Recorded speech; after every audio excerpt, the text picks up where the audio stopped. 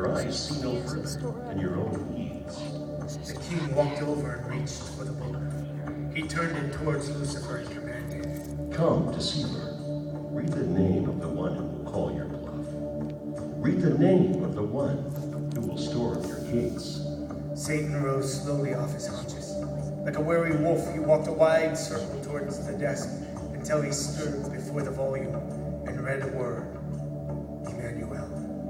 Emmanuel? God with us?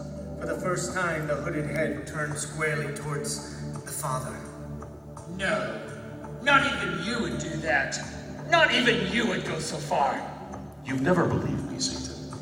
But, Emmanuel, the plan is bizarre. You don't know what it is like on Earth. You don't know how dark I've made it. It's putrid. It's evil. It's so bad. It is mine. And I will reclaim what is mine. I will become flesh, and I will feel what my creatures feel. I will see what they see. But what of their sin? I will bring mercy. And what of their death? I will give life. Satan stood speechless, and then God spoke. I love my children. Love does not take away the beloved's freedom, but love takes away fear. And Emmanuel will leave behind a tribe of fearless children. They will not fear you or your hell. They will too! I will take away all sin. I will take away death. Without sin and without death, you have no power. Around and around in a circle, Satan paced, clenching and unclenching his wiry fingers. When he finally stopped, he asked a question that even I was thinking. Why? Why would you do this? Because I love them. The two stood facing each other, and neither spoke. The extremes of the universe were before me. God robed in light, each thread glowing, and Satan, canopied in evil, the very fabric of his robe seemed to crawl. Peace, contrasting panic. Wisdom, confronting foolishness. One able to rescue, the other anxious to condemn. I have reflected much on what happened next.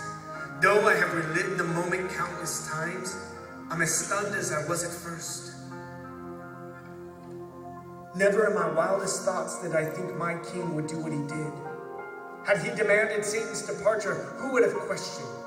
Had he taken Satan's life, who would have grieved? Had he called me to attack, I would have been willing. But God did none of these. From the circle of light came his extended hand, and from the throne came an honest invitation. Will you surrender? Will you return to me? I do not know the thoughts of Satan, but I believe for perhaps a fleeting second, the evil heart softened. His head cocked ever so slightly, as if amazed that such an offer would ever be made.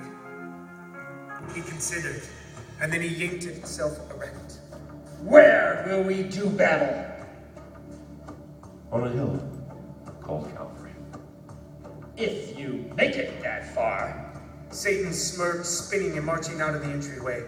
I watched as his spiny wings extended and he soared into the heavenlies. And the Father stood motionless for a moment, then turned back to the book. Opening to the final chapter, he slowly read words I had never heard. No sentences, just words, saying each, then pausing. Jesus, nail, cross, blood, tomb, life. He motioned towards me, and I responded, kneeling again before him. Handing me the necklace, he explained. This vial will contain the essence of myself, a seed to be placed in the womb of a young girl. Her name is Mary. She lives among my chosen people. The fruit of the seed is the Son of God. Take it to her. But how will I know her? Don't worry, you will. I cannot comprehend God's plan, but my understanding was not essential. My obedience was. I lowered my head and he draped the chain around my neck, and amazingly, the vial was no longer empty. It glowed with light. Jesus, Tell her to call my son Jesus.